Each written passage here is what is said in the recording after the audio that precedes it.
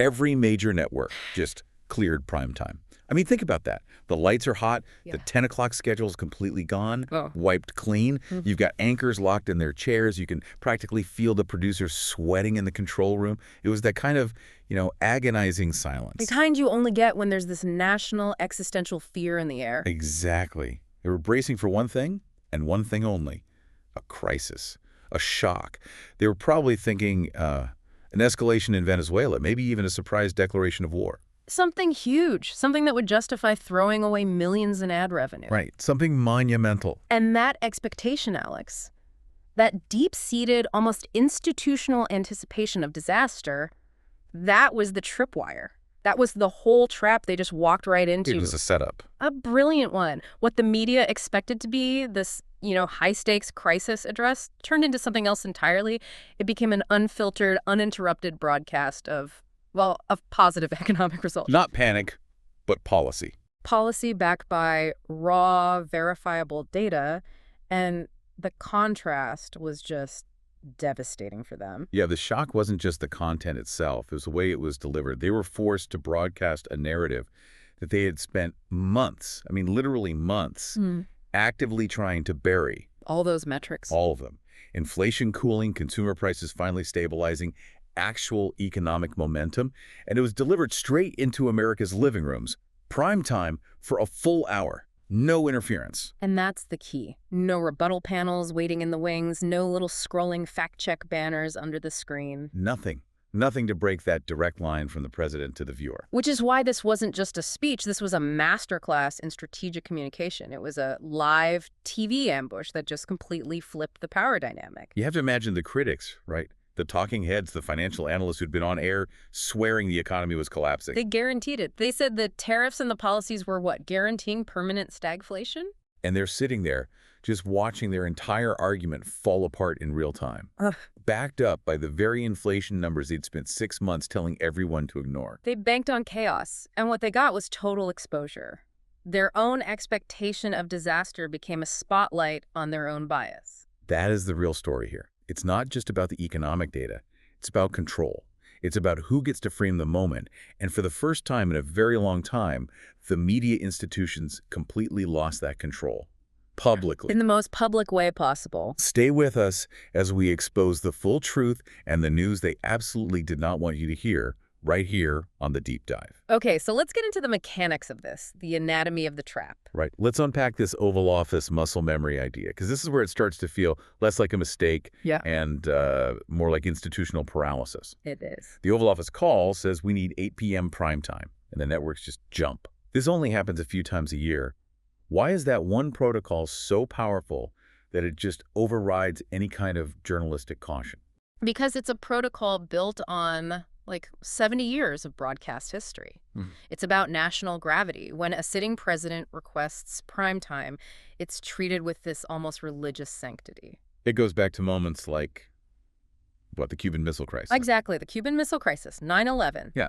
These are the historical moments that define a network's credibility. If a network says no to a request for a potential national emergency, and that emergency turns out to be real, they're finished.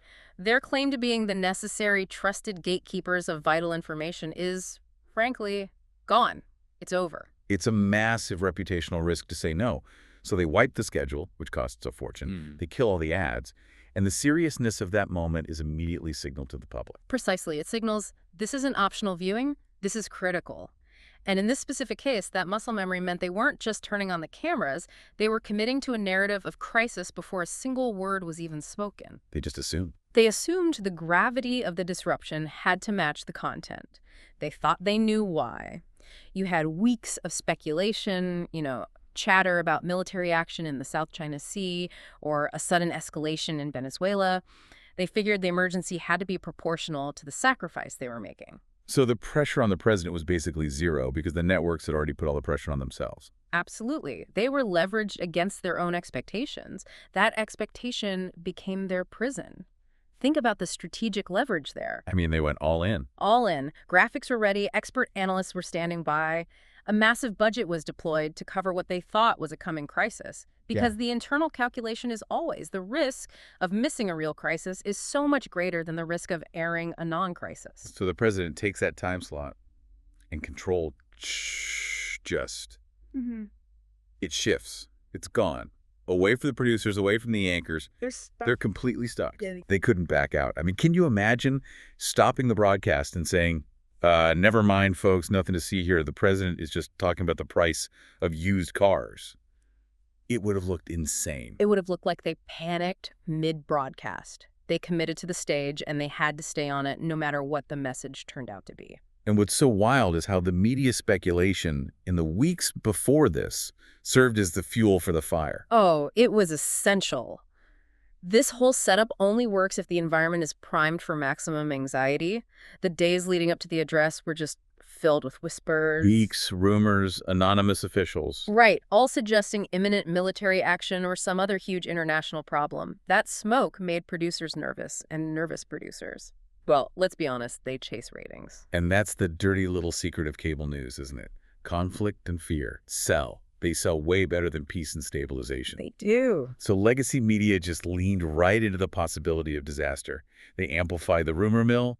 Commentators were hedging their bets. They inflated the moment. To the point where, by the time the president stepped up to that podium, the audience wasn't expecting a boring policy update. They were expecting a 5-alarm fire. The networks had rung the bell for chaos, and the entire country was watching, waiting for the flames. And that, right there, is when the trap closed. Once millions of Americans tuned in specifically expecting a crisis, the networks were locked. The administration didn't have to deliver drama. They just had to calmly deny it. And broadcast positive data while they did it. Let's zero in on that pivot point, that moment of quiet panic in the newsroom. Because there was no siren, no breaking news banner. It was just this slow, dawning realization that the script they had prepared was useless. It was a technical moment, but it was profoundly psychological. The president started speaking, and all the key phrases they were listening for, war language, escalation cues, declarations of emergency, they never came. Nothing. Instead, the focus was domestic. It was specific, and it was positive. I would bet that within the first 2 minutes, every seasoned producer in every control room knew they had a catastrophic problem on their hands. This wasn't a crisis address. No. It was a results address, a report card. And because of that institutional obligation you mentioned, they couldn't interrupt. They were bound by precedent. They couldn't just pivot to analysis until the speech was over.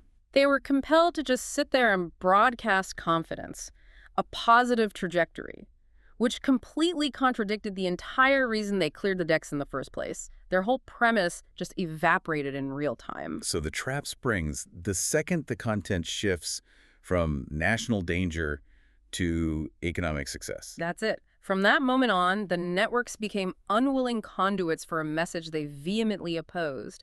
And every second that followed just deepened their exposure because every sentence contradicted the media environment they'd helped create. They went from expecting a national tragedy to being forced to air a national victory lap. The irony is just brutal. They committed to the broadcast to preserve their credibility in case of a catastrophe, and in doing so, they damaged their credibility so much more by having to air a message that undermined the very narrative they had been pushing for months. It was a perfect no-win situation for them. A textbook trap.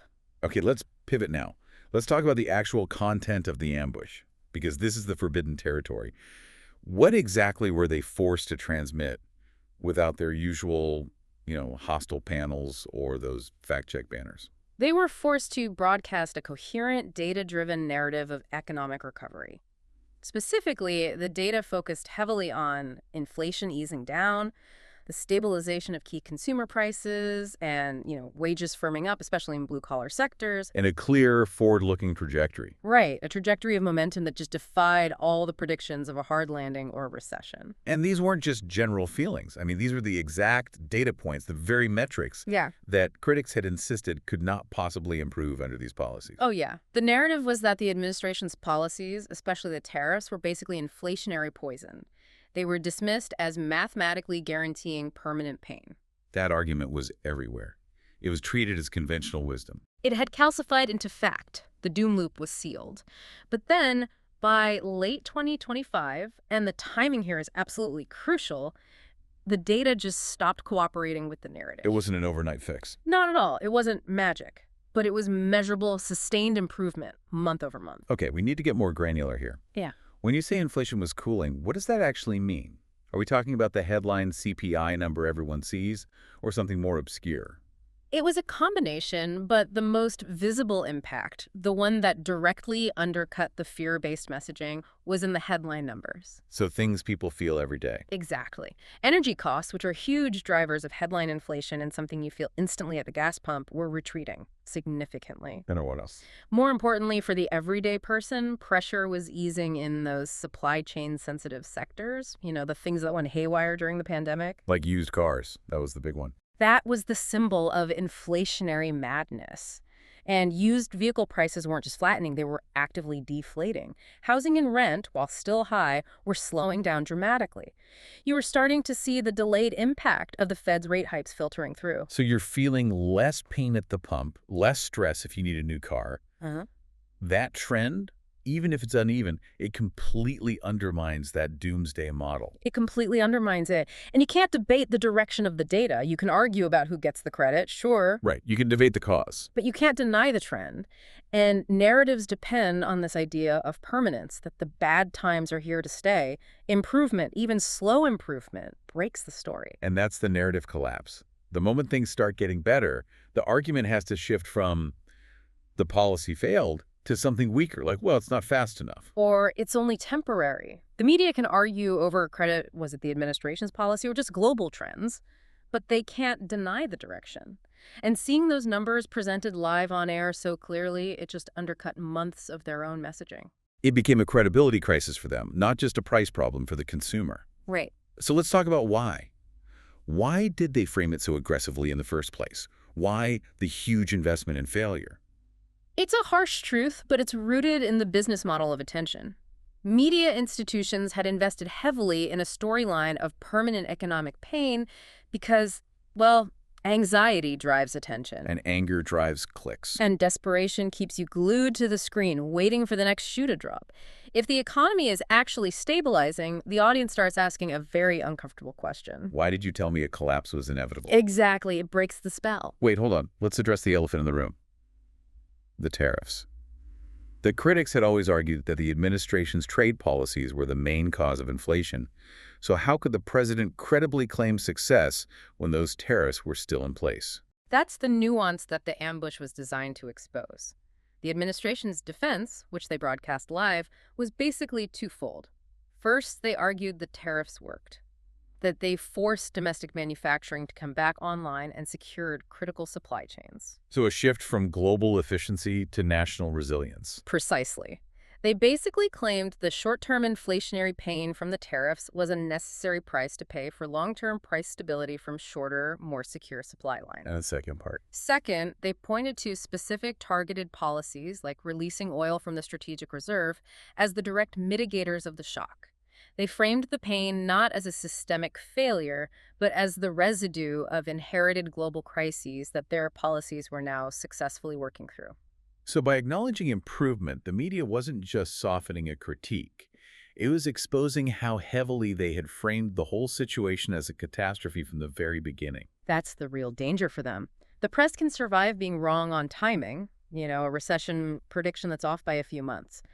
But it can't survive being exposed as being emotionally or analytically invested in the country's failure. That shatters audience trust. Viewers feel manipulated. And that's why you saw those immediate pivot attempts after the speech. The frantic qualifiers, the rush to reinsert doubt, but people don't feel it yet, but the recovery is fragile. It's narrative defense. It's narrative defense in action, trying desperately to put the genie back in the bottle after the data, broadcast uninterrupted, had just provided a moment of certainty. Which brings us to maybe the most controversial line of the whole night. The economy is stronger than you feel. Critics jumped on that immediately, called it dismissive, arrogant. Of course they did.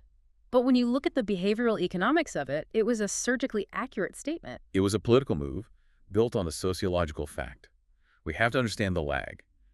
Economic sentiment, the feeling of the economy, always lags behind the reality of the hard metrics. This isn't unique to this situation. It's an established principle. It's rooted in two main concepts: anchoring bias and loss aversion. Okay, break those down for us. Why does the psychology take so much longer to recover? Anchoring bias means that when inflation surged, those peak prices, like $6 eggs, became the psychological anchor. So even if eggs drop back down to $3.50, you don't feel relief because you're still comparing it to the pre-inflation price of $1.50, not the peak of $6. You remember the trauma of the peak price. Right. And that connects directly to loss aversion, which says that the pain of losing money is psychologically about twice as powerful as the pleasure of gaining it, that inflation trauma sticks. And the media has a vested interest in reinforcing that lag. They occupy that gap between data and emotion aggressively. It's narrative control headquarters. So when the president said, "stronger than you feel," he wasn't denying that people felt pain. He was pointing out the timing disconnect. He was saying the data is recovering before your psychology has caught up to the narrative you're being fed. Yeah. Exactly. He challenged the media's emotional framing without having to dispute the legitimacy of people's hardship. It was a brilliant move. It reframed the whole debate. It shifted away from an argument about structural collapse and toward an argument about the speed and fairness of the recovery. He forced them to acknowledge the positive direction, even if they wanted to quibble with the destination. And once that framing was set, that the direction was positive, the address just shifted gears completely. This is where the media's expectations completely inverted. What they were braced for as a crisis address became a moment of declarative dominance. It became full-blown economic boom language. He was talking about a manufacturing resurgence, long-term positioning, America First momentum. It was all about trajectory, not apology. He was projecting 5 or 10 years of structural advantage, and that caught the media completely flat-footed. They were prepared to dissect damage, manage fallout, critique failure. They were not prepared to analyze long-term, self-assured momentum. So instead of reacting to a crisis, they just had to sit there and silently broadcast a victory lap. A victory lap based purely on the direction the economy was taking. The speech stopped being defensive and became a strategic statement of fact. And the restraint was key. He didn't need to name his opponents or get into a shouting match. He avoided the easy conflict hook that the media absolutely relies on. That was highly deliberate. He let the timeline do the heavy lifting. He framed the initial pain as an inherited problem, a necessary cleanup job.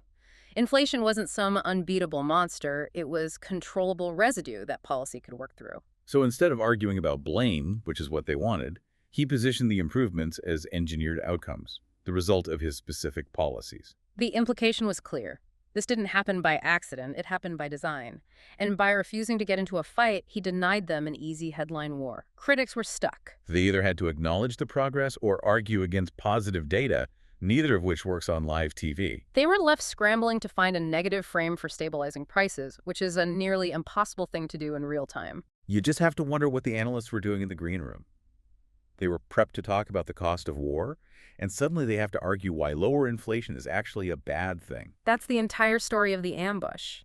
Their preparedness for crisis became their weakness in the face of measured confidence, They were geared for a fight, and he delivered a technical report. leaving them with no way to pivot back to the high-stakes emotional framing that sells ads. Okay, let's talk about the final element here. The confined space of live television. Once a president is speaking, the networks are essentially caged. They lose all their usual editorial tools, Right. and that loss of control is devastating for them. They can't cut away without inviting a massive public backlash, accusations of censorship. Right. They can't roll in an expert panel to immediately muddy the waters. They can't put up graphics that say disputed claim. They are locked in, forced to transmit the message clean. And that mechanical limitation is why this moment mattered so much for audience trust. They had to send it out unfiltered. And the spin that comes after, the panel discussions, the fact checks hours later, it never lands with the same weight. Millions of people heard the message directly from the source, uninterrupted.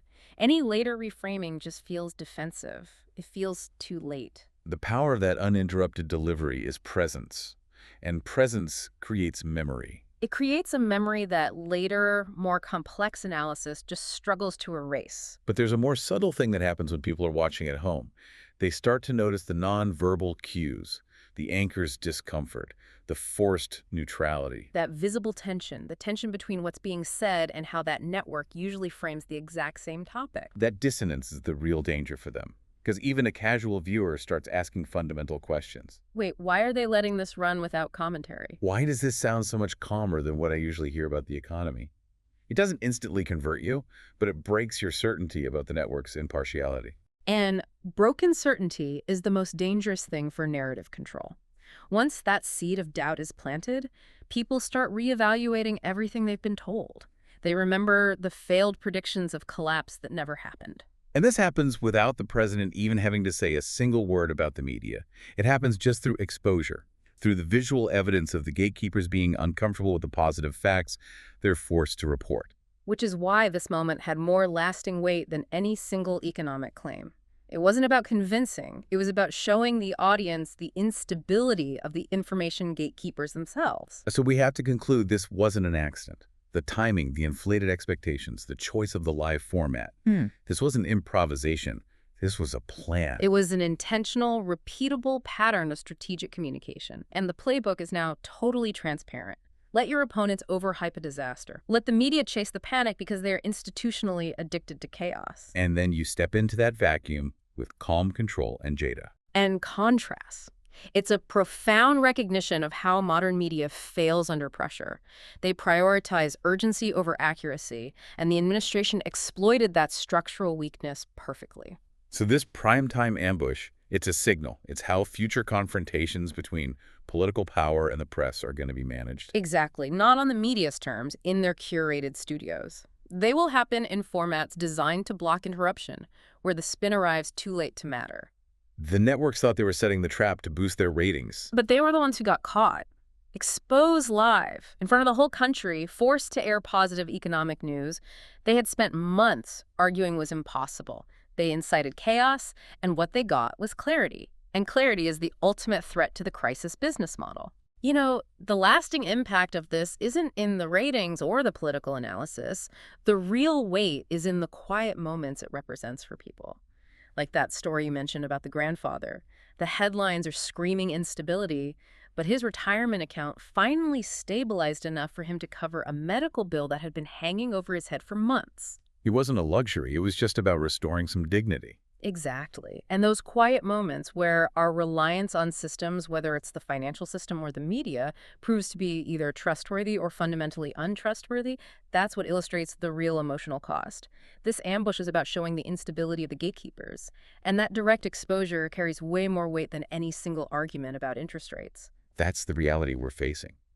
A fundamental divergence between the data and the narrative we are spoon-fed every day. But I want to know what you think. Do you believe the media's relentless focus on fear and economic collapse is a calculated, cynical strategy used purely for ratings and clicks, essentially exploiting behavioral economics for profit, or is it a genuine, systematic failure to understand and report on the nuances of a complex, lagging economic recovery?